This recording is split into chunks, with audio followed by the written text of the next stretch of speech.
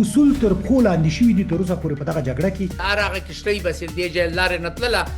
هغه ته خطر هغه که وشتله به یې څه ده. ټوله نړۍ له ګواښ سره مخامخ کوي. تیل نشته، مثلا فلیپین کې په کافي اندازه تیل نشته. هغه د سوداګرۍ هغه نړیوال معیارونه څه دي په دې برخه کې چې څنګه دا جنګ لوی کی دنیایي اړخ ورته ورکړي. نورې کومې ستونزې دي چې تاسې ګورئ چې په نړۍ کې به رامنځته کیږي. که د فلسطین مسله حل نشي بیا هم څه ده ثبات غوره پوره به نه راځي. امریکا به د خپل هوډ نه راستنه نه کیږي. چین هم په دغه موقف کې نه دی، امریکې په مقابل کې څه ده ودرېږي. اقتصادي مشترکات زیات لیدل کیږي. امکان لري د خلیج اقتصاد څه ده په 3-4 کلو کې هم څه ده جوړ نشي. د دنیا اکثریت بندرونو باندې چین ډېره لوړه پانګونه کړې ده. د هرمز څه بند سي، جبل علي نور بند هغه ده سقوط کوي. عربي هیوادونه په بحري تجارت باندې تکیه دي. عربو په ایران باندې حمله تر اوسه پورې نه ده کړې. په دغه زیان باندې چې دوی ته اوړي دوی به د ایران سره کومه ملګرتیا او خواخوږي وکړي. بیا هم عرب بله لاره نه لري، بیا به هم څه ده بیا امریکې سره پاتې تر څو پورې دغه جګړه زغملی شي. سوله نه وسي دا پیشرفت بس ده په شا لاړ سي. موږ ډېر تیل پر اوسه کال قرارداد له روسیې سره وسه. بسم الله الرحمن الرحیم. دا سیاق درنو لیدونکو سلام، زه عابد احساس یم. نن پر دې بحث کوو چې د امریکا او ایران ترمنځ د شخړو له امله نړۍ ته کوم زیانونه متوجه دي، کومې اقتصادي ستونزې په دغه سیمه کې رامنځته شوي دي، د سیمې هیوادونه له کومو ننګونو سره مخامخ دي، د نړۍ په سوداګرۍ باندې د دغه جګړې اغیزې څومره دي، بهري سوداګري او په بهرونو کې د سوداګرۍ اړیکې ترانزیت او راشه درشه څومره زیانمنه شوې ده. د دغه جګړې له امله د نورو هیوادونو تشویشونه څه دي، دغه تشویشونه څنګه حل کېدای شي، آیا هغه اصول چې هغه د ټولو انسانانو یا د ټولو هیوادونو ترمنځ مشترک دي او هغه ټول باید مراعات کړي هغه په دې جګړه کې مراعات شوي دي او که نه دي. د اصولو د ماتېدو له امله هیوادونو ته څومره زیانونه اوښتي دي. انرژي چې د نړۍ هغه لومړنی ضرورت دی او د انسانانو د ژوند هرې برخه کې د انرژۍ اړتیا لیدل کیږي، د انرژۍ کمښت، د انرژۍ په شارګونو باندې د لاسونو ایښودل، د سیاسي فشارونو په توګه باندې د انرژۍ د لارو بندول، دا څومره ستونزې دي، څومره ننګونې دي او هیوادونه له څه حالت سره مخامخ کوي. که دغه جګړه دوام کوي یا همدغسې د انرژۍ شارګونه په نړۍ کې د یو سیاسي فشار په توګه باندې کارول کیږي، نو بشریت ته کومې ستونزې ورپېښوي. همدارنګه زموږ په سیمه کې او بیا په افغانستان باندې د دې تاثیرات څه دي. د دې مهم بحث لپاره را سره نن ډیر دروند او ښاغلی میلمه ډاکټر انوارالحق احدي صاحب میلمه دی چې د دې وړاندې د افغانستان د مالی د وزیر په توګه باندې پاتې شوی، د کابینې یو مهم غړی پاتې شوی دی، د پوهنتون استاز او لیکچرر پاتې شوی. همدارنګه دوی د افغانستان یوازې نه بلکې د نړۍ پر سیاسي مسایلو باندې مهم بحثونه کړي دي. احدي صاحب تاسو ته په بحث کې هرکلی وایم. تشکر، سلامت اوسئ. بحث په همدې باندې راپیلو چې د ایران او امریکا د جګړې، د اسرائیل او د ایران د جګړې د دې د یو بشري ناورین په توګه باندې اغیزې خورا زیاتې دي او که د نړۍ په اقتصاد باندې اغیزې زیاتې دي. بسم الله الرحمن الرحیم. ما په عقیده دواړه ډېر لوړې دي. اصلا مشکل امنیتي دی، امنیتي په دې معنا چې اسرائیل نه غواړي چې ایران قوي او ایران ووسیږي او په قطعي ډول نه غواړي چې یو اتومي ایران ووسیږي او په دې کې امریکا هم ورسره هم فکره ده او هغوی فکر کوي چې ایران په همدې هڅه کې ده چې یو اتومي قدرت وګرځېږي. نو په دې اساس باندې اولنۍ انګیزه، مهمترین انګیزه په دې ساحه کې امنیتي ده. ولې د هغوی اقدامات کوم شی چې کړي دي او په مقابل کې د ایران عکس العمل چې ښودل شوی دی، دا اقتصادي عواقب ډېر قوي اقتصادي عواقب د دنیا په سطح باندې لري. تاسو ته معلومه دی چې دنیا تقاضا د ورځنۍ تقاضا د تیلو لپاره په حدود 100 میلیونه بیرله ده او د دې 100 میلیونه بیرل نه 100 میلیونه څه زیات له 100 میلیونه بیرل نه داسې د پارس له خلیج نه څه ده هغه کېږي ترلاسه کېږي. ایران د دې لپاره چې په دنیا باندې فشار راوړي او خصوصا په عربي هیوادونو باندې د فشار راوړي، نو هغوی دغه داسې حالت منځته راوړی دی چې د دغه تیلو لیږل د هرمز له لارې نه چې دا تقریبا په واقعیت کې بند سوي دي. البته د ایران تیل څومره وخت کېږي چې تلل چې له هرمز نه تېرېدلی سي، ولې د عربي ممالکو نسي تېرېدلی او هغه په دنیا کې ډېر غټ اقتصادي مشکل پیښ کړی دی. د تیلو بیه مثلا یو بیرل 15 تر 80 ډالر پورې وه، اما کله چې دا جنگ شروع شو یو څو ورځې بعد د جنگ نه تقریبا دا 115 120 ډالر ته ورسېدو او بله ورځ بیا لږ ذره حالت ښه شو، نو 95 ته راکته سه. دې کې دغه ممالک چې ډېر زیات واردات تیلو لري هغوی په میلیارډو ډالر سره ترلاسه ورکوي. مثلا چین ډېر زیات واردات تیلو لري، هند ډېر زیات واردات تیلو لري، اروپا واردات تیلو زیات لري او په دې کې دوی په میلیارډو ډالر سره هغه ممالکو نه چې مصرف کوونکي دي هغه ممالکو ته چې تولید کوونکي دي هغو ته څه ځي، او نو په دې اساس باندې اقتصادي عواقب فوق العاده زیات دی. خلیج یو لویه منطقه د دنیا د اقتصاد ده او نه یوازې داسې تیل هلته بند دي، اوس هلته توریزم هم څه د صورت نه لري، هغه سوی ده متضرر سوی ده او سرمایه گذاري هم هغه سوی متضرر سوی ده. منګه په دنیا په سطح لیدلی سو چې په امریکې کې په اسهامو په بازار کې د ورځې په تریلیونو ډالر لاسه ورکول کېده، یعنې 6% 5% هغه کمه سوله د اسهامو بیه چې ده کمه سوه. همداسې په نورو دنیا کې هم او په ځینې ممالکو کې تیل نشته، مثلا فلیپین کې په کافي اندازه تیل نشته ده، پاکستان کې په کافي اندازه تیل نشته ده. چین او جاپان ذخایر لري که نه، چین بس د ډېر لوی مشکل به ورسره هغه پیښ. نو په دې اساس باندې انګیزه د دې جنگ امنیتي ده او سیاسي هغه لري، قوي برخه لري، ولې عواقب اقتصادي دي او هغه په دې چې ایران هرمز بند کړی دی او په عربي ممالکو باندې چې د درونو د میسایلو د حملې له امله د هغوی اقتصاد او د دنیا په اقتصاد باندې بد اثر اچولی دی. ډاکټر صاحب، یو نړیوال اصول موجود وي په جګړو کې او هغه نړیوالو سازمانونو موازی کړي، هغه ملګرو ملتونو نورو سازمانونو همدغسې د سوداګرۍ په برخه کې چې کوم سازمانونه په نړۍ کې کار کوي، کتل کېږي چې په دغه جګړه کې د هغه بحري یا د اوبو د هغه نړیوالې ساحې نه چې هغه د ټولو یعنی د ټول انسانیت دپاره هغه شریکه ساحه ګڼل کېږي، د هغې نه استفاده کېږي. کوم اصول تر پښو لاندې شوي دي تر اوسه پورې په دغه جګړه کې؟ کوم اصول مات شوي دي او دغه اصولو ماتول د هیوادونو دپاره څه بیه لري او د دې دغه خودسرانه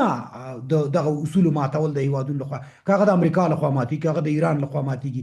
که هغه د اسرائیلو لخوا ماتېږي، بیرته هیوادونه څه کولی شي؟ دغه فشار څنګه له ځانه لرې کولی شي؟ دلته خو یو نظامی برخه ده او یو اقتصادي برخه ده. نظامی برخه کې یعنی د صحیح دلایل نه دي وړاندې شوي، قانوني دلایل چې هغه ایران او امریکا ته حق دی ورکړي چې په بخښنه غواړم چې هغه اسرائیل او امریکا ته حق دی ورکړي چې په ایران باندې دا قسم حمله وکړي. دنیا لږ ذره د قوانینو هغه کم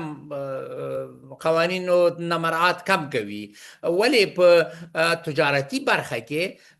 په هغه کې د قوانین تر اوسه پورې لږ ذره ډېر تر زیات اندازې پورې مراعات کېدل او هغه دا دی چې په بحر کې بحر ټولو ته آزاد ده، بحر لارې ناسې ده، تګ راتګ پکې آزاد ده او ملي دولتونو ته یا دولتونو ته اجازه ورکول کېږي چې په یو تعبیر سره چې تر 1200 کیلومتره د خپل په اصطلاح هماغه ځای کې چې دوی اوبه شروع کېږي تر 1200 کیلومتره پورې ورته صلاحیت هغه ورکول کېږي، حاکمیت ورکول کېږي چې هغه هم 1200 کیلومتره ډېر کم خلک سره مني، کم دولتونه مني، اصلا 2-3 کیلومترو نه زیات اجازه نشته. او په هغه ځای کې لکه خلیج کې چې هغه دومره هغه نه ده، اوږد نه ده او هلته دغه خبره دغه اوس د 600 فوټه پورې اوبه عمق پیدا کړي تر هغه پورې کې هغه خلیج هم دوره عمیق هم نه ده. نو په خلیج کې دا تر اوسه پورې تاریخي له لحاظه دا آزاد و چې د هرمز له لارې نه لاړ سي. نه ایران دا حق درلوده چې د چا هغه کشتۍ ودروي، او نه عمان دا حق درلوده چې چا کشتۍ ودروي، او له هغه نه خواته وروسته په خلیج کې بیا نه امارات او نه کویت او نه عراق هیڅ چا حق دې نه درلوده چې د چا کشتۍ څه دا هغه کې ودروي. دغلته د ایران له خوا ځنه یو قسم د دغه اصل نه تخلف اوسه، ځکه هغوی هغه کشتۍ بس دې ځای لارې نه تلله، هغه ته خطر هغه کې وشتله به یې څه ده. نو د هغه په تعقیب کې اوس امریکا هم څه د محاصره شروع کړې ده. خو د امریکای محاصره د دې لپاره نه ده چې نورو ته په اصطلاح د کشتۍ چلولو د تګ راتګ حق ورنکړي، بلکې د دې لپاره ده چې د ایران منع کړي چې نورو خلکو د کشتیو د تګ راتګ مانع ونیسي. نو په دې حساب باندې دا لوی هغه تخلف دغه د کشتیرانی په برخه کې ده، او پخوا هم ټولو بحرونو کې به کشتیو ته اجازه بس ده، او دغه خو کله کله به د بحري غله به کشتیګانې به هغه کولې نیولې او مشکلات به یې خلقول. نو بیا په دا ډېرو تیرو څو سوه کلونو کې هغه قدرت چې په دنیا کې ډېر قوي اوسیږي او یو بحري قدرت اوسیږي، هغوی به دغه د کشتیګانو د تېرېدو را تېرېدو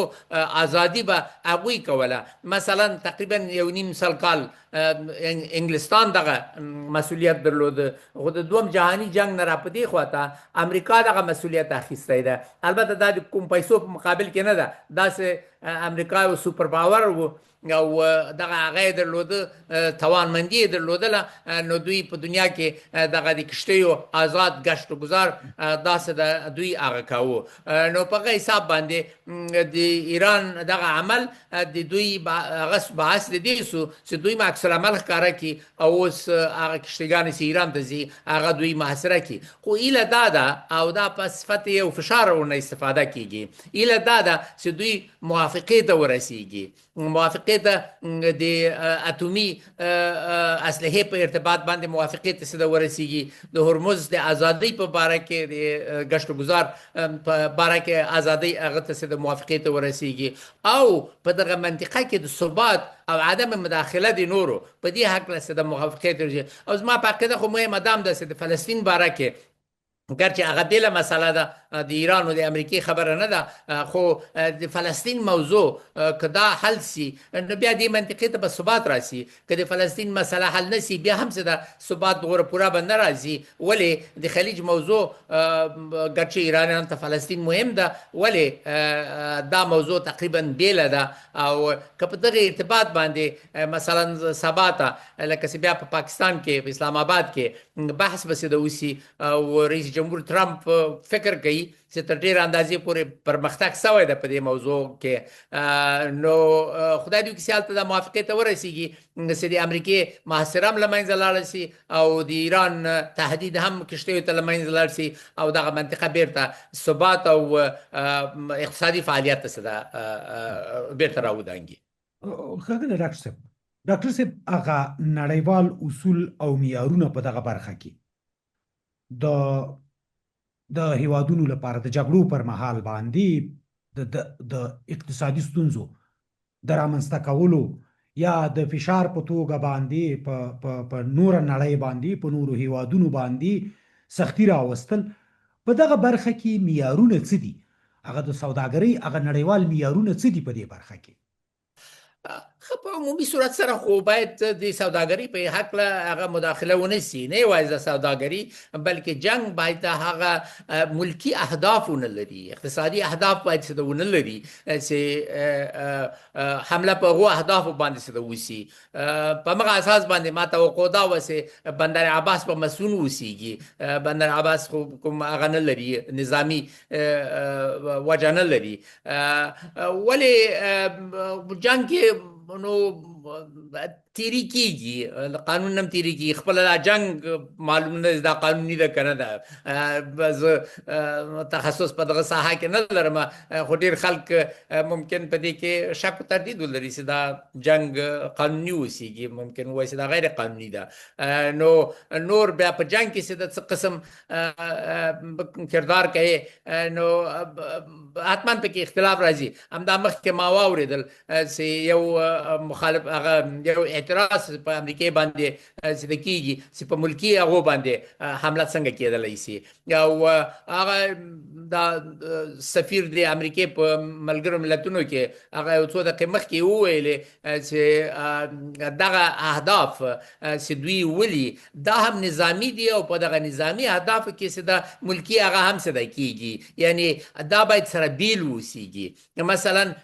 نظامی میدان هوایی میدان باید بیل وسیږي له ملکی هوایی نه اما که یو دولت هم له عین میدان نه نظامی استفاده مو کی او ملکی استفاده مو کی بیا نو دیتا هغه پیښیږي مشکلات پیښیږي هغه وخت چې په حکومت کې وم افغانستان کې دا یو مشکل وو مثلا کابل میدان هوایی میدان هغه نه نظامی استفاده هم کیږي او ملکی استفاده هم کیږي ما په یاد دي چې هغه ترمینل چې جاپانیانو جوړاوه په کابل کې میدان کې په اولو کلونو کې دا یو موضوع و چې هغوی ولې موږ د نظامي غته میدان لپاره کومک نسو کولی خو په هر حال بالاخره هغه یې جوړ کړ ولې بعضې تاسیسات دي چې هم ملکي استفاده ورنه کیږي او هم نظامي استفاده ورنه کیږي نو په هغه اساس باندې دوی وایي چې دوی دا توجیه کولی شي ولې دا نو تخصصي کار ده خو زما په عقیده چې فکر نه کوم په سلو کې سل دا توجیه وکولی شي ډیر زیات او ډیر وخت مثلا د ایران له خوا ځنه په مشخص ډول هغه اقتصادي تاسیسات وشتل نو وخت چې هغوی دا کار کوي په مقابل کې حتما د دې بلې خوا ځنه به هم څه د تاسیسات راغلي ګرچې په ډېرو ساحو کې تعارض د دې بلې خوا ځنه ده مثلا اوس ویل کېږي چې امکان لري د ایران د اوبو رسولو مؤسسات او ځینې نور پلونه او دا شیان وشي چې دا بالکل ملکي هغه دي خو لږ زره دا قانون په زورورو خلکو باندې په سلو کې سل نه عملي کیږي او ډاکټر صاحب دغه دی یو رول دی چې لوی قوتونو همیشه کوشش کړی دی چې ستراتیژیک نقاط ونیسي فشارونه راوړي هغه خپل زور او قوت وښیي خپل ځواک وښیي خو دا د هیوادونو ترمنځ ډیر شوی تر اوسه پورې څومره چې موږ دغه تاریخ ګورو که هغه روسانو په دې سیمه کې کړی دی که هغه برطانیه کړی دی که هغه بیا امریکا کړي دي دوی ستراتیژیک نقاط تر خپل کنټرول لاندې راوړي دي خو تر اوسه پورې د دې بیکګراوند یا د دې تاریخچه کمه ده چې داسې محاصرې شوي وي یا داسې نقاط تر فشار لاندې راوړل شوي وي چې د هغې تاوان لکه مخکې چې تاسو ویل چې ټولې نړۍ ته دی په اروپا کې د تیلو مشکل رامنځته کول په هند کې رامنځته کول په چین کې رامنځته کول یا په ټوله سیمه کې کله چې دغسې حالت راځي چې یو زبرځواک یو قوت یو قدرت امریکا یا اسرائیل یا بل هغوی د خپلو ګټو دپاره یا په یو جګړه کې د خپل لاسبري دپاره یا د کامیابۍ دپاره ټوله نړۍ له ګواښ سره مخامخ کوي یا د سیمې ګڼ هیوادونه له ګواښ سره مخامخ کوي په دغه حالت کې بیا څه کېدلی شي دغه نور هیوادونه دغه نړۍ بیا دغه خپل مشکل د حل لپاره څه کولی شي موږ ګورو چې د تیلو په اړه باندې بحث روان دی خو د امریکا د جګړې په اړه باندې نړیوال سازمانونه هم چوپ دي هیوادونه هم چوپ دي همدغه هند چې تر ډیر فشار لاندې هم داسې ډیر عکس العمل نه لیدل کیږي د چین هم داسې قوي عکس العمل نه لیدل کیږي د په سیمه کې د نورو هیوادونو نه لیدل کیږي عربي هیوادونه چې هغوی زیان کوي د هغوی تیل نورو هیوادونو ته نه ځي د هغوی هم داسې عکس العمل نه لیدل کیږي نو کومه حل لاره وي دلته بیا خلته خو څو هغه دي موضوعات دي یو دا ده چې د اسرائیل او د امریکې حمله په ایران باندې ده په دې ارتباط باندې ګوره حتی ناتو د امریکې ملاتړ ونه کړ انګلستان د امریکای ملاتړ نه دی کړی، جرمني نه دی کړی، فرانسې نه دی کړی، حتی لږ څه انتقاد هم څه ده کړی دی هغه په ارتباط باندې کنه. نو په دغه ساحه کې خو دنیا خپل هغه ښودلی دی په اصطلاح، او عربي ممالکو خصوصا عربستان، سعودي او امارات د مخکې له جنګ نه ډېر فشار ډېر ټینګار وکړ چې په ایران باندې باید حمله ونسي. خو اوس داسې ښکاري چې د اسرائیلو صدر اعظم نتنیاهو رئیس جمهور ټرمپ ته قناعت ورکړی و چې دا هم د امریکې په ګټه ده او هم د اسرائیل په ګټه ده، او دا جنګ به د ډېر لنډ وسیږي او دوی به بری پکې د دوی حتمي ده. نو په هغه حساب باندې دا جګړه څه راغله. دومره برخه د تاسو ته خبرو دا ده چې د دې جګړې او هغه د منفي اقتصادي عواقبو په هکله دنیا څه کړي دي کنه. په دغه ساحه کې بیا ډیره ملامتي ایران ته متوجه کیږي. دا د ایران پالیسی ده، د ایران هغه ده کړنلاره ده په دې حصه کې چې اقتصاد د دنیا ورته هغه کېږي، ورنه متضرر کېږي. هغوی نه غواړي چې د هرمز له لارې نه د تیلو هغه لاړ شي، او هغوی هدف دا ده چې په دې لارې په امریکې باندې فشار راوړي، ځکه امریکا د دنیا اقتصاد په مقابل کې هغه لري، یعنی مسؤلیت لري. او بل دا چې جمهور رئیس ټرمپ دلته په امریکې کې هم مسؤلیت لري که چیرته دلته اقتصاد خرابېږي، نو دلته خو حکومت انتخابي ده، یو څو میاشتې بعد بیا انتخابات دي پارلمان لپاره، د هغه لپاره ولسي جرګې لپاره، نو هلته بیا کېدای شي د حزب څخه ډېر متضرر سي په دې هغه کې. نو دا د ایران یو ستراتیژي ده چې څنګه دا جنګ لوی کی، دنیایي اړخ ورته ورکړي، چې په دې اساس باندې په امریکې باندې فشار راسي، او د هغوی برداشت په دې ساحه کې ما په عقیده چې ده دقیق و. دومره فشار چې په امریکې باندې ده هغه داسې نه ده چې امریکا مستقیما متضرره سوي اوسیږي، هغه فشار له دې ځای نه ده چې دنیا اقتصاد متضرر کیږي. د دنیا اقتصاد په امریکې باندې هم هغه لري، اثر لري، او د امریکې اقتصاد بیا چې ده د امریکې په سیاست باندې اثر لري، او هغه په جمهور رئیس باندې سره منفي اثر سره لري. نو دا دوه برخې دي چې په هغه کې ورته دا چې دنیا څه کولی شي. دنیا نو د سوپر پاور په مقابل کې غوره ډیر قدرت نه لري. مثلا موږ ملل متحد څه ونیسو، ملل متحد څه قدرت لري؟ ملل متحد قدرت خو همدغه لوی قدرتونو هغه دی. که لوی قدرتونه د ملل متحد تر شا ودرېږي، نو خو ملل متحد بیا څه د په هغو پروژو کې کامیابېږي، او که ونه درېږي نو ملل متحد څه کولی شي؟ د ملل متحد سرمنشي خو زما په عقیده ډېر باجرأته موقفونه یې نیولي دي. د فلسطین په حصه کې ډېر باجرأته موقف یې څه ونیو. ولې ملګري ملتونه په خپل ځان مستقل ډول باندې هغه کوم زور نه ده، هغه نظامی زور نه لري، اقتصادي زور نه لري، او دغه زور ډېر پخوا ډېر زیات د امریکې زور و. تقریبا له 80% نه زیات بودیجه د ملګرو ملتونو بودیجه د امریکې لخوا ځنې نه ورکول کېدله، نو هغه به امریکا به یې حمایت کوو، ملګري ملتونو به کامیاب وو. اوس امریکا خپله بودیجه کمه کړې ده ملګري ملتونو ته، او رئیس جمهور ټرمپ چندانې ښه هغه هم نه لري، یعنې داسې عقیده نه لري چې ملګري ملتونه یو ډېر مؤثره مؤسسه واوسیږي. هماغه دلیل دی چې د یو بل شی جوړ کړی دی، په اصطلاح خپله د سولې شورا یې څه ده جوړه کړې ده. خو په هر حال هغه بله موضوع ده، او چین هم په هغه موقف کې نه دی چې رښتیا د امریکې په مقابل کې څه ده ودرېږي. چین له خپل ځان نه دفاع کولی شي، اما چین په دنیایي مسایلو کې ډېر د احتیاط نه څه ده زیات هغه کوي. او بل دا ده چې په دغه موضوعاتو کې چین هم له ایران سره سل په سلو کې موافق نه دی. چین او روسیه هم نه غواړي چې ایران یو اتومي قدرت شي، دا د دوی رسمي موقف ده، او چین نه غواړي چې د هرمز هغه څه ده بنده شي. په دې جګړه کې روسیې ته سخته ګټه رسېدلې ده، هغوی په میلیاردو په سلو میلیاردو ګټه کړې ده، ځکه تیل قیمته سوي دي، او په تیلو باندې قیودات څه ده کم سولله. ولې چین ته یې دوره ګټه نه ده رسېدلې، ګټه نه څه نقص ورته رسېدلی ده. نو په دې اساس باندې او بل اروپا هم څه ده د دې هغه مخالفه ده، تاسو به اوریدلی سي پرون صدر اعظم د انګلستان صدر اعظم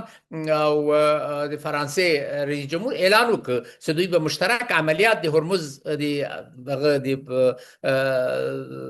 د لارې د خلاصېدو لپاره څه هغه کوي. نو په دې حساب باندې نه اروپا نه چین او طبعا امریکا خو نه ده او عرب مخالف دي په دې کې. نو ایران پالیسی موثره وه، اقتصاد ودرو، په فشار راوړ، ولې ایران په دغه ساحه کې هغه نه ده، منزوي ده، د دنیا حمایت ورسره نسته. او هغه بل نظامی موضوع کې خو ما توضیح وکړله چې اروپا هغو سره ونه ناتو ډاکټر صاحب دغه برخه کې که لنډ ووایې که نه، اصول په دې جګړه کې نړیوال اصول، نړیوالې ګټې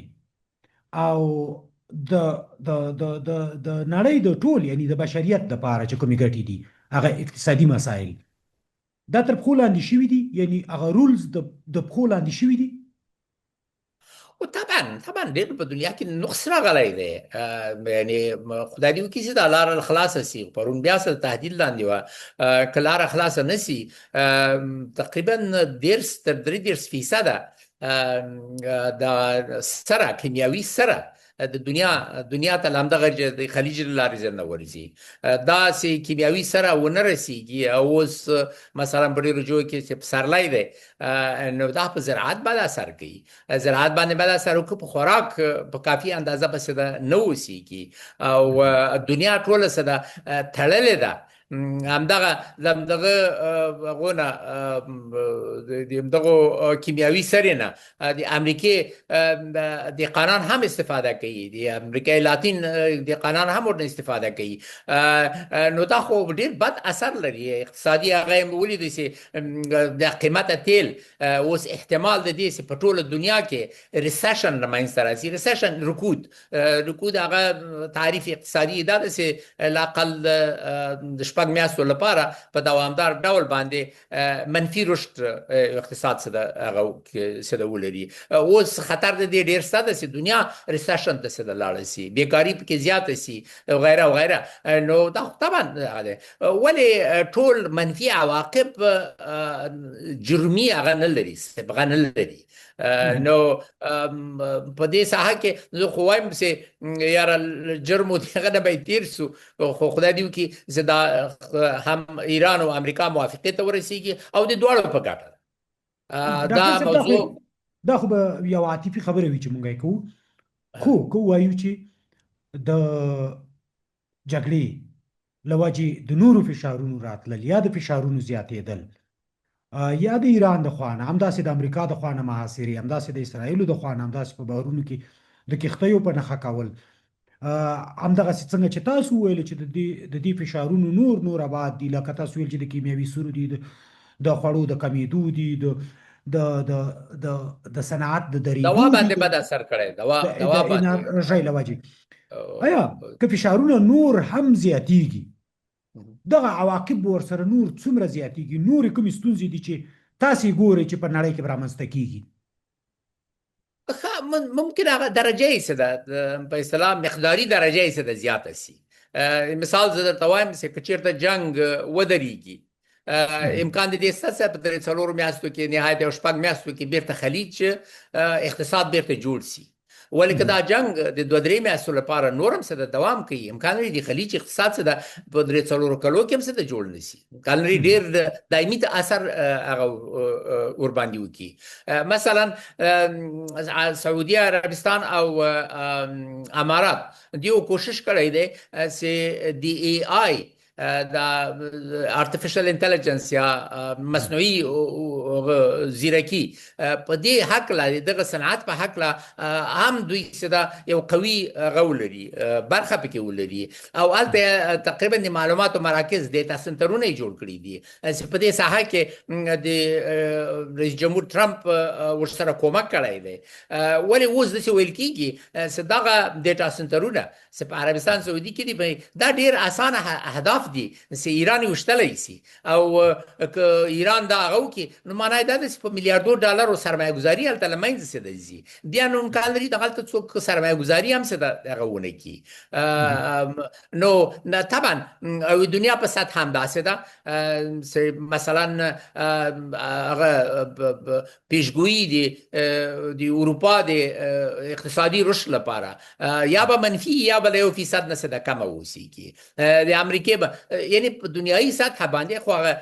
شی چې موږ په اصطلاح مقداري کولی سو هغه اقتصاد ده او اقتصاد پسې ده ډېر منفي لکه چې ما مخکې وویلې چې کېدای شي هغه ته ورسېږي ریسیشن ته یا رکود ته چې منفي رشد پکې ولیدل شي او دا د ټول دنیا ته متوجه ده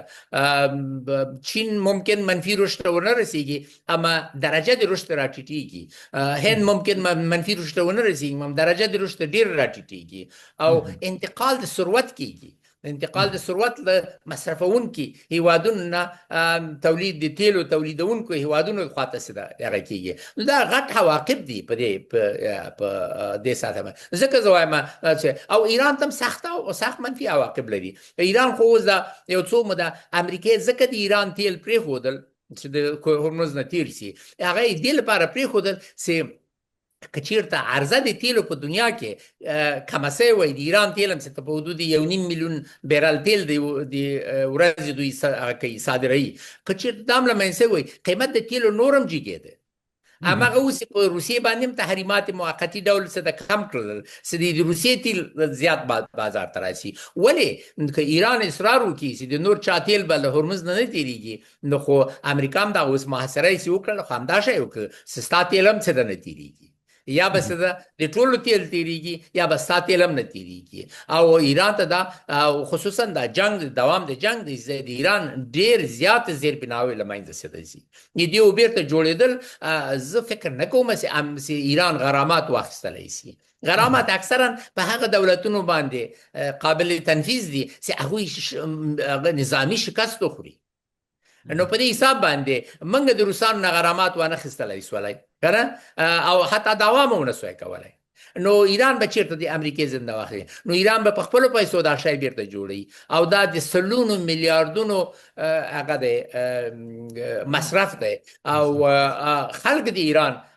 دوی عمده استدلال څه شی دی د امریکې خلک توان د محرومیت نه لري امریکا باندې سلک فشار راسي هغوی زر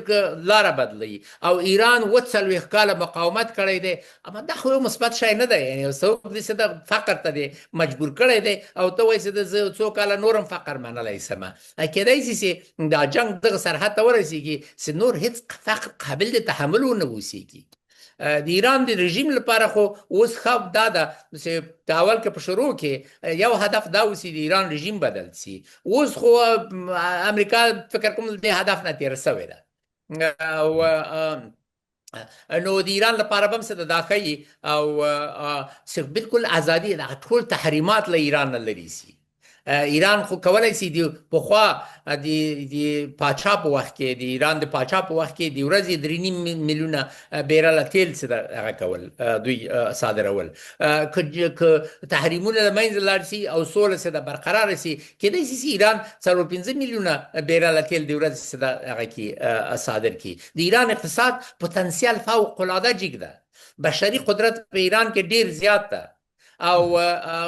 یوازې هغه نه ده تیل نه دي د زراعت هم ښه ده نور معادن هم ښه دي نو په دې حساب باندې زه وایم چې که ایران موافقې ته ورسېږي د ایران په ګټه هم ده او امریکې په ګټه هم ده امریکې ممکن یو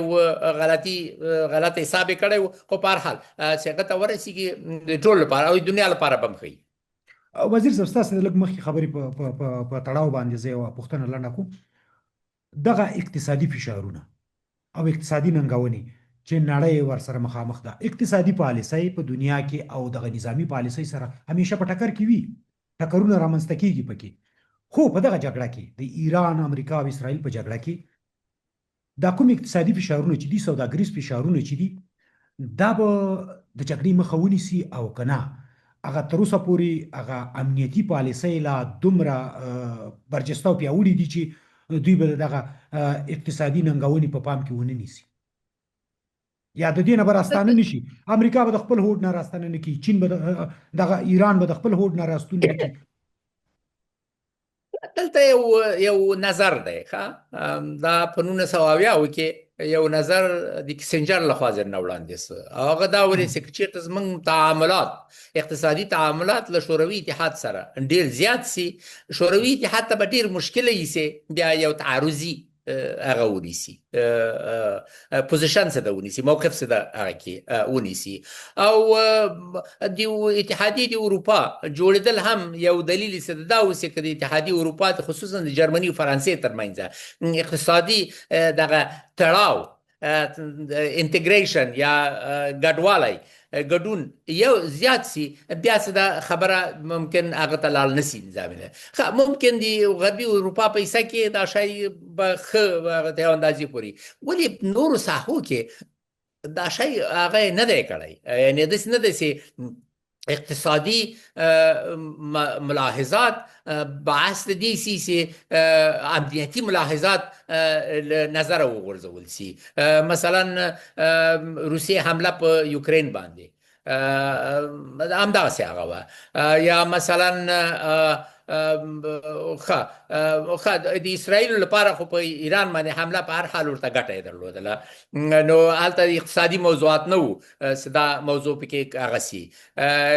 ولې مثلا د تایوان په حصه کې دا خبره شته ده چې که چین هلته حمله وکړي ممکن په دنیایي سطحه اقتصاد هغه سي خراب سي شي سي. داسې نهایي هغه ثبوت نشته چې دغه تیوري کاملا درسته ده. ولې داسې دولتونه بالاخره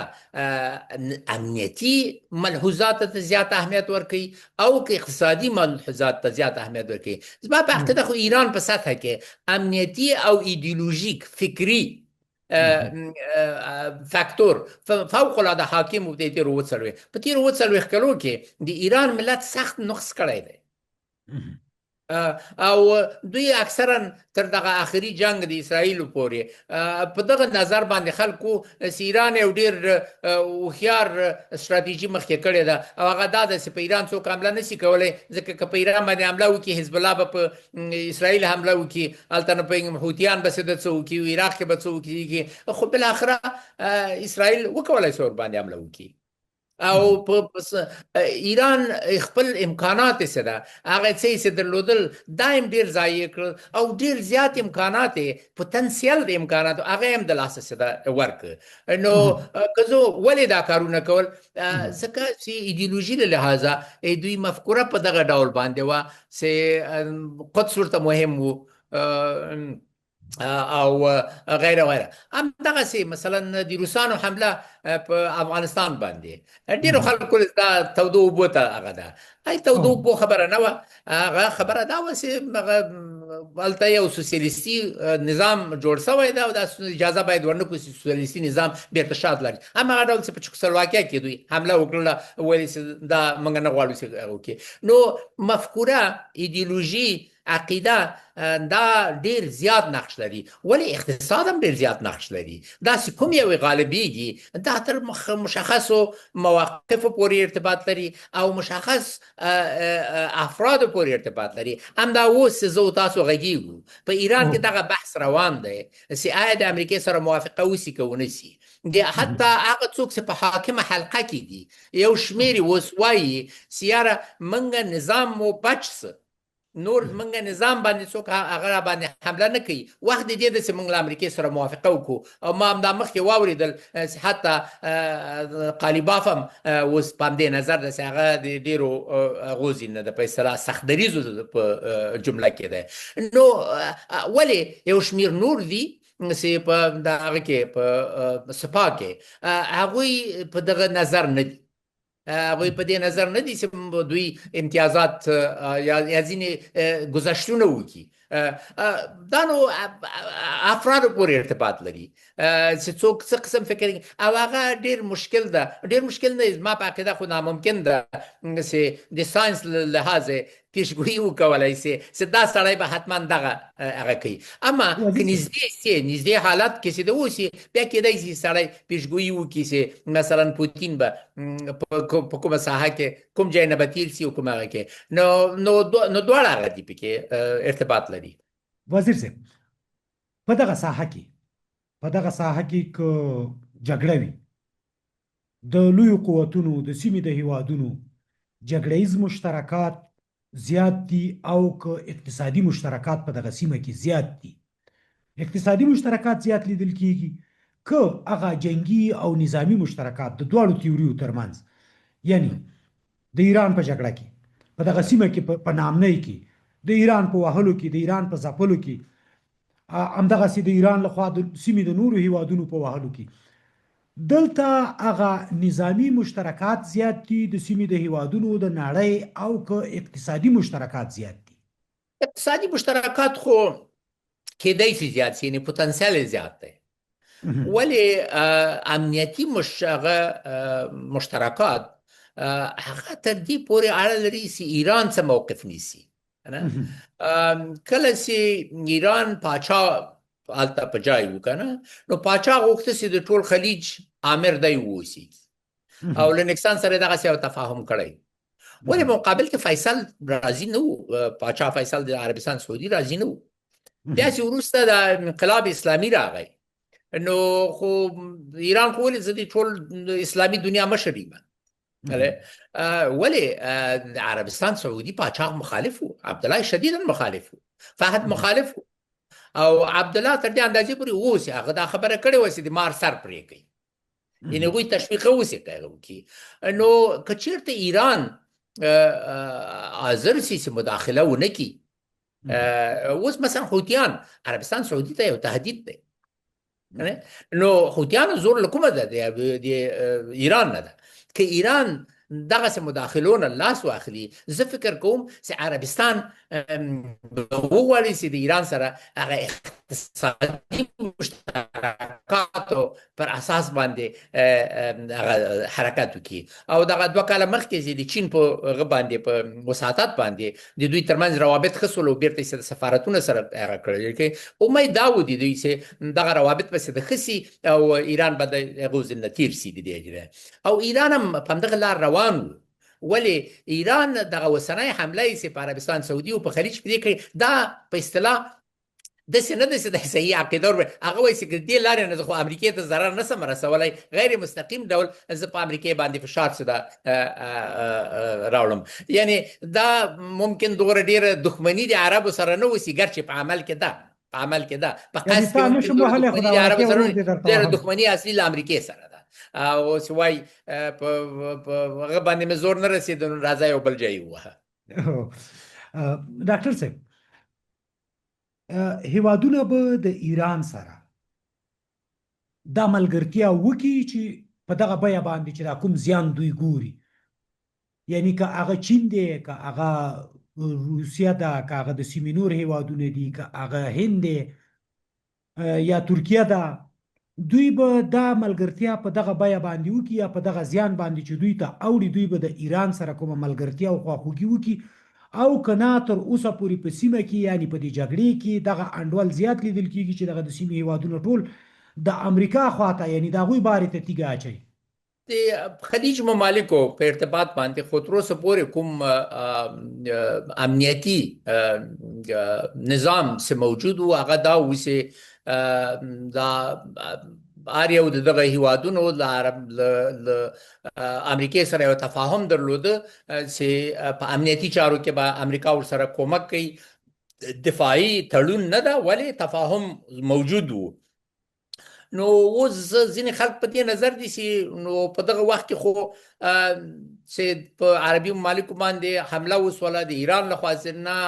امریکا چندان کومک ونه سوی کولی که نه، نو په دې حساب باندې او په صورت عموم د امریکې دغه هغه په اصطلاح تړونونه لږ زره د سوال لاندې راغلي دي په استثنا د اسرائیل چې اسرائیل په پیسه کې دوی ډیر کلک دي دوی اوس د اروپا په پیسه کې هم سال د ګټ د ناتو غړي هم ده چندانې هغه نه دي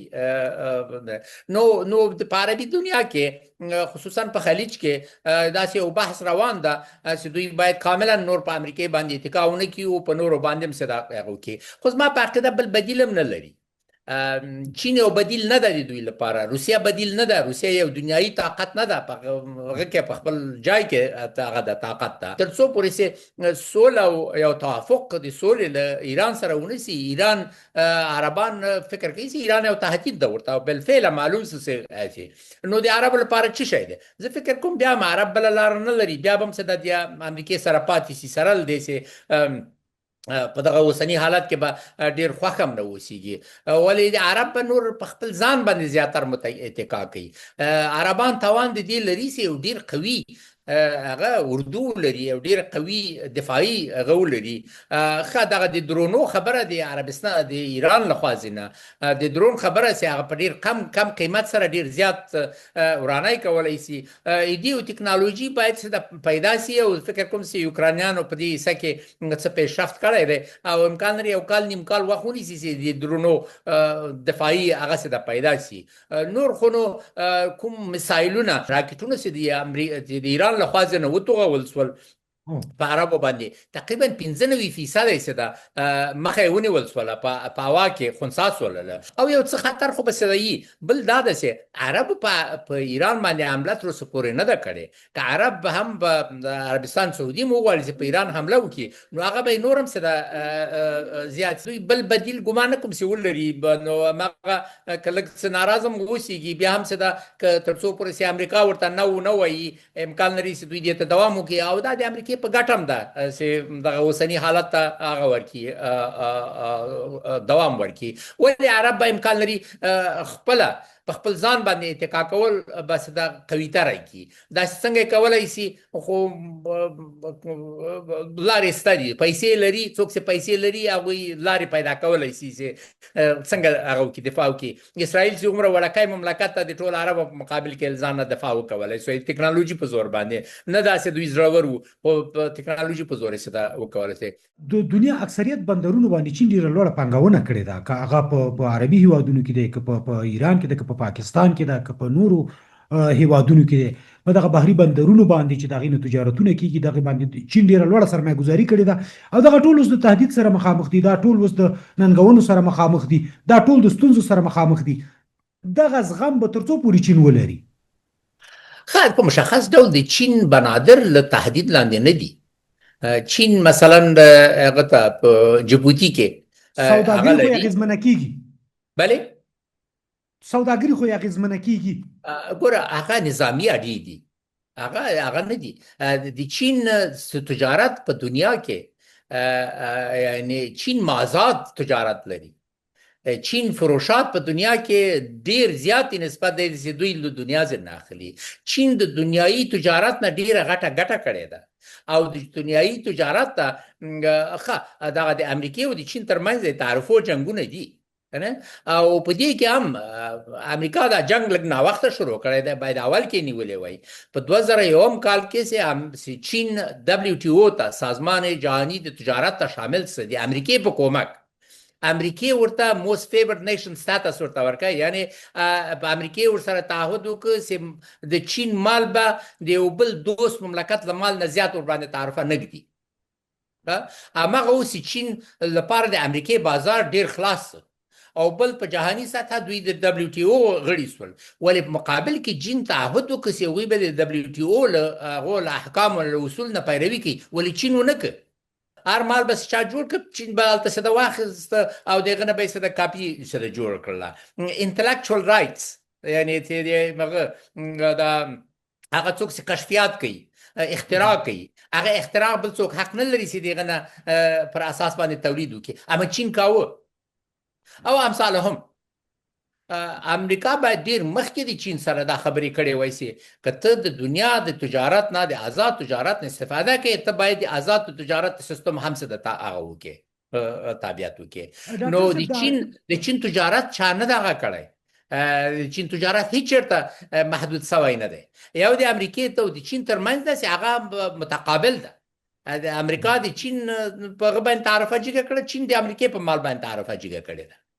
اما نور په ګوادر کې چا ورته څه نه دي ویلي، په جبوتي کې چا ورته څه نه دي ویلي. جبوتي کې وړکای ځای دی، نور چین دومره غټې دغه نه لري، اډې نه لري او متعدد هم نه لري. او چین تر اوسه پورې یو دنیایي هغه نه ده، بحري قدرت نه ده، په حالت د ظهور کې ده. یعنی اوس چین زیات کوشش کوي چې یو بحري قدرت سي، نو په هغه حساب باندې زه فکر نه کوم چې هغوی ته دا یو جنجال ووسي. ډاکټر صاحب، عربي هیوادونه اکثره په بهرنۍ پانګونه باندې لکه متحده عربي امارات په بهرني تجارت باندې د لویو سترو نړیوالو کمپنیو په نمایندګیو باندې تکیه دي، دوی په بهري تجارت باندې تکیه دي تر څو پورې دغه جګړه زغملی شي یا د جګړې دغه زیانونه زغملی شي. او دا اوس ممکن ډېر زیات ورسي زغملی. دغه یو تحلیل هم دی چې امریکا هم غواړي او اسرائیل هم غواړي چې دغه عربي هیوادونه چې دلته د نړۍ پانګه راغلې ده چې دا هم د اقتصادي لحاظه کمزوري کړي.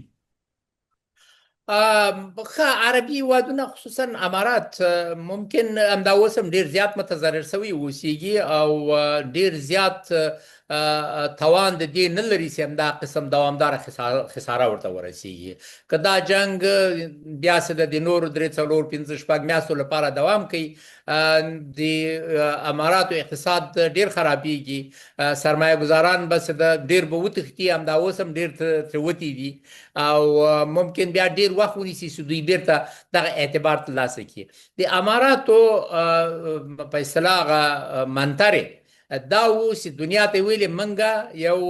مسؤونه منطقه یو د هغه لپاره، د سرمایه گزاري لپاره. او په دې کې بیا خصوصا دبی په ټوله دنیا په اکثریت ممالکو کې څوک چې ګټه کوي د ګټې یو فیصدي حکومت ته ورکوي په مالیه په صفت باندې. دبی قانون په دې ډول و چې ته که ګټه کوې ګټه د تا ده، حکومت درنه مالیه نه اخلي په دې ګټې باندې، البته فیسونه لري هغه نه. نو په دې حساب باندې د دنیا ډېر میلیونران نو اقامت په دبی کې څه اختیار کوي. اوس دلته هلته امنیت ونه اوسیږي، نو ولو که هېڅ مالیه هم پکې ونه اوسیږي، بیا هم څه د دوی ورته مرغوب نه سي کېدلی. بل اجتماعي محیط هم ډېر لیبرال آزاد پرېښوده، نو دا ګټې وي. اوس د جنګ په نتیجه کې چې مسؤلیت هم نه اوسیږي، تاګ و راتاګ هم نه کېږي. مثلا د اماراتو جبل علي دا یو هغه ده، بندر دی کنه، دا له ډېرو ځایو نه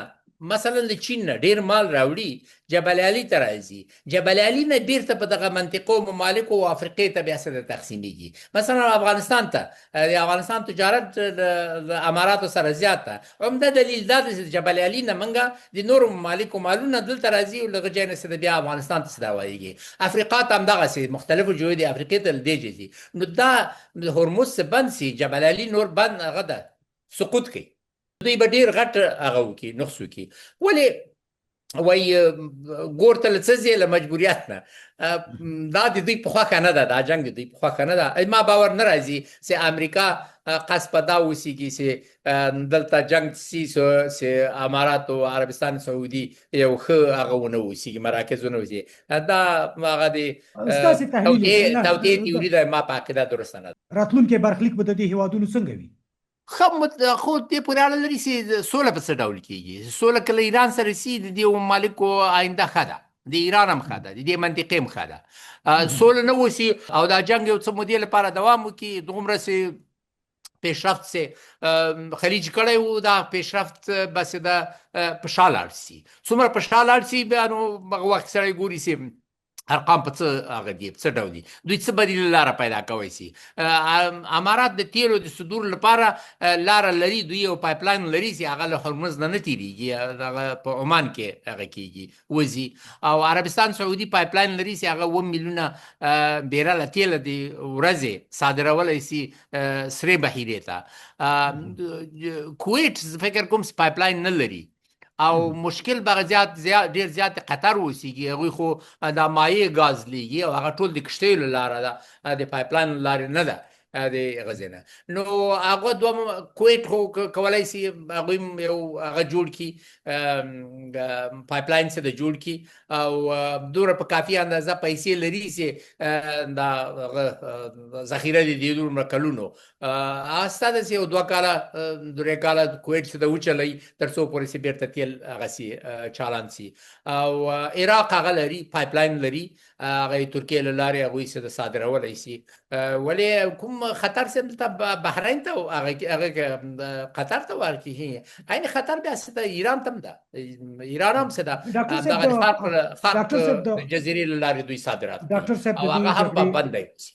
ډاکټر صاحب د دې جګړې له امله د افغانانو تشویشونه چې دي د افغانستان تجارت بیا کوم ستونزو سره مخ کیږي، افغانستان ته تاوانونه کوم دي، هغه عمده تاوانونه چې افغانستان ته د جګړې دوام له امله اوړي هغه څه دي، او د هغې تاوانونو نه یا افغانستان د ځان د خلاصون دپاره څه کولی شي؟ خلاصون خو کوم هغه جنجال چې راځي خو په ټوله باندې چې راځي نو افغانستان به هم متضرر کیږي. یو ضرر یو مشکل تهدید چې موږ ته ده هغه دا ده چې کله چې د کراچي هغه بنده سي، بندر په موږ باندې بند سي، بندر عباس موږ ته بیا ډېر مهم ده او بندر عباس که جنگ پراخه سي او بندر عباس هم له حملې لاندې راسي نو زموږ ترانزیت مال ته ډېر شدید مشکل به څه ده پیښ سي. زه فکر نه کوم چې د منګه انرژي یا تیلو بازار بس ده ډېر متضرر کیږي، مګر په ډېر لویه پیمانه به په دې نه وي. منګه ډېر تیل تر اوسه کال قرارداد له روسیې سره اوس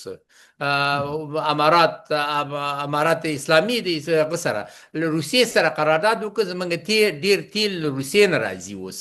او هغه امکان لري قیمت مخکې له مخکې تعیین سوی اوسیږي او لارې د حیرتانو لارې نه څه راځي، یو څه د ترکمنستان لارې نه راځي، د ترکمنستان نه راځي، یو څه د ایران راځي. پخوا بې کیفیته به و، داسې ډېر قانوني شکل باندې هم پسې د نه راتلل. هغه تیل خو چون د خلیج له لارې نه ځي، امکان لري هغه ته هم څه د ډېر زیات موانع ونه اوسیږي. دوم شی دا ده چې موږ له ایران نه به ډېر خرید کوو، مصرفي مواد به مصرف کوي، هغه هم فکر نه کوم چې ډېر تاثیر ورباندې وکړي، ځکه تولیدات به همدا شی او دوی به غواړي چې یو بازار ځان ته ولري. افغانستان ته هغه ټوله منطقې ته ضرر رسیږي، افغانستان ته هم ضرر رسیږي او موږ توانمندي زموږ کمه ده، موږ ته کم تاوان هم ډېر غټ راته ښکاري. ولې په مقایسه د دې نورو هیوادونو په دې منطقه کې موږ ته به تاوان په هغه اندازه نه اوسیږي، لږ ذره به ټیټ اوسیږي، چون موږ متکي په هرمز باندې نه یو د هغه لپاره د خپلو بحري تجارت باندې موږ ډېر نه یو متکي. بلې ډاکټر صاحب دغه کومې ویجاړۍ چې په سیمه کې رامنځته شوي دي، مخکې تاسې هم یادونه وکړه چې شاید سلګونه میلیارده ډالر په دې باندې مصرف شي، که هغه په ایران کې دي، که هغه په اماراتو کې دي، تاسیسات هلته ویشتل شوي دي، که هغه په اسرائیل کې دي، که هغه په سعودي عربستان کې دي. دا د دغه منطقې د هیوادونو دپاره څومره اقتصادي زیان دی؟ خو تر اوسه تخمین نه ده سوی، تخمین نه ده سوی چې څومره هغه سوي، خو داسې ښکاري چې یعنی دغه هیوادونه بیرته دغه خپل ځان څومره لګښتونو باندې به وکولی شي چې نارمل کي، یا دا به دې سیمې ته که هیوادونه دې ته توجه کوي چې بیرته اوس که ایران بیرته خپل بیا رغونه کوي څومره کارونه ترې پاتې کېږي، که امارات کوي کوم کارونه او چارې ترې پاتې کېږي، همداسې که سعودي کوي نور د سیمې هیوادونه. تخمین د دې نه ده سوی چې خساره څومره رسېدلې ده، اما ایران ته فوق العاده زیاته رسېدلې ده. امکان لري ایران ته په سلګونو میلیاردونو ډالر خساره رسېدلې اوسیږي د تاسیساتو له عمل نه. ایران کې به بیرته جوړېدل، اعمار مجدد باسازي به نسبتا مشکله اوسیږي، ممکن دنیا هم ورسره کومک ونه کړي، نو دوی خپل مجبور به کسی له خپلو امکاناتو نه به دا بیرته څه د جوړوي. خو که سوله راسي نو د دوی د تیلو او غازو امکانات دومره دي چې کولای شي چې خپل عواید دومره زیات کړي چې دغه هغه بیرته سره جوړ کړي. عربي ممالک خلیج کې هغوی خساره به اول په دغور ورته نه رسېدلي لکه چې ایران ته رسېدلې ده، او دوم دا چې هغوی له توانه وتلی سي.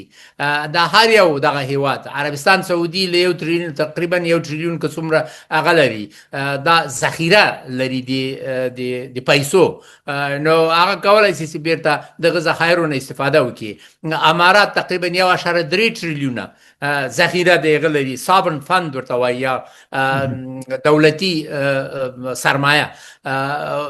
هغوی په اساني کولای شي همداسې کویت د دغه نه وتلی شي. ښه بېجایه مصرف ده، غټ مصرف ده، او که فقط یو څو میلیارده ډالر هم وسیږي دردناک به وي، ولې داسې شی نه ده چې خلیج عربي ممالک په خلیج کې د دې له توان نه ونسي وتلی. هغه کولی شي خو په شرط دی چې سوله راسي، او ایران ته به اعمار مجدد لږ څه مشکل ولري. ایران دغسې هغه نه لري، دولتي سرمایه ورته نه ده پاتې چې نقدي سرمایه وسیږي. یو څه پیسې هم چې لري هغه په امریکې کې منجمدې دي، نه پوهېږم یو 20 میلیارده ډالر لکه چې د دوی دلته منجمدې دي، نو هغه کافي نه دي د دې لپاره. ولې په همغه قسم چې مخکې وویلې که سوله راغله او ایران او منطقې همکاري او ثبات دلته، اس ایران طبیعي مواد لري چې دغه په کومک باندې بیرته خپل تاسیسات د جوړ کړي او اقتصاد په مخ لاړ شي. د سولې لپاره داسې توحید ګورئ چې هیوادونه هڅه وکړي چې دغه جګړه د منځه لاړه شي، سوله راشي، بیرته دلته تجارت او پانګونه او هغه څه چې دلته په دغه سیمه کې روانو هغه بیرته نارمل شي. داسې یو توحید د نړۍ د هیوادونو په منځ کې لیدل کیږي. دا د دنیا د هیوادونو ترمنځ توحید ته ضرورت نه لري، دا د امریکې او ایران موافقې ته ضرورت لري، او دوی وایي چې نږدې سوي دي. که امریکا او ایران په سوله باندې موافقه وکړي کنه، نور د دنیا توحید ته ضرورت نه لري. د دنیا فشارونه تاثیر نه لري، هیڅ تاثیر نه لري، هیڅ تاثیر نه لري. نه په ایران تاثیر لري، ځکه د هغوی لپاره دا جنگ د بقا جنگ، دغه لپاره دا جنگ د دې و چې آیا زموږ رژیم به د بقا کوي کنه. اوس داسې ښکاري چې هغوی مقاومت وکولی سو او نور د بقا خبره یې سره مطرح نه ده. نو په دې نورو مسایلو کې او د هغه لپاره د رئیس جمهور ټرمپ لپاره یو دا داسې په داخل د امریکې کې دا ورته مهمه ده چې دا یو تعهد واخلي چې ایران به یو اتومي قدرت نه کیږي. هغه 2-3 نورم شرایط لري، خو په هغه کې زما حدستا ده چې امکان لري په هغو کې دوی یو څه انعطاف ته څه حاضر سي. دا نه د اروپا کار ده، دا نه د چین کار ده، نه د هند کار ده، نه د هیچا کار هم نه ده، دا فقط د ایران او د امریکې کار ده. او ما قسم چې ما مخکې ویلې دا د ایران په ګټه هم داسې موافقې ته ورسېږي، د امریکې په ګټه هم داسې موافقې ته ورسېږي، د دنیا په ګټه ده، او د خلیج د ممالکو په هغه دی په ګټه داسې دغه ته، او د ایران خلک هم دغه سوله غواړي. ډاکټر صاحب وروستی پوښتنه کوم، کوم هیوادونه ډیر زیانګالونکي دي په دې کې او زیان به وګوري؟ خلیج ممالک د اقتصادي لحاظ وایم، د دې جګړې د لحاظ اقتصادي لحاظ خلیج ممالک په اوله درجه هغه ګوري، ایران هم څه ګوري، بیا نو د خلیج ممالکو نه غیر په عمومي ډول تمامه دنیا ورنه څه هغه کوي، دا نقص هغه کوي، ورته متوجه کیږي، په شمول د امریکا او اروپا او چین دا ټول پکې، روسیه پکې ګټه کوي. روسیه څومره چې د تیلو بیه جګه وسیږي او د روسیې تیل زیات خرڅي، همغه روسیه ګټه کوي. همدا اوس جنګ کې ممکن لري 100 میلیارډ ډالر نه زیاته ګټه کړې وي. ډېره مننه ډاکټر صاحب چې وخت مو راکړ. تشکر، سلامت اوسئ. سلامت اوسئ. سلام علیکم. درنو لیدونکو، د ډاکټر صاحب انور الحق هادي صاحب سره مرکه هم دومره وه. تر بیا د الله په امان.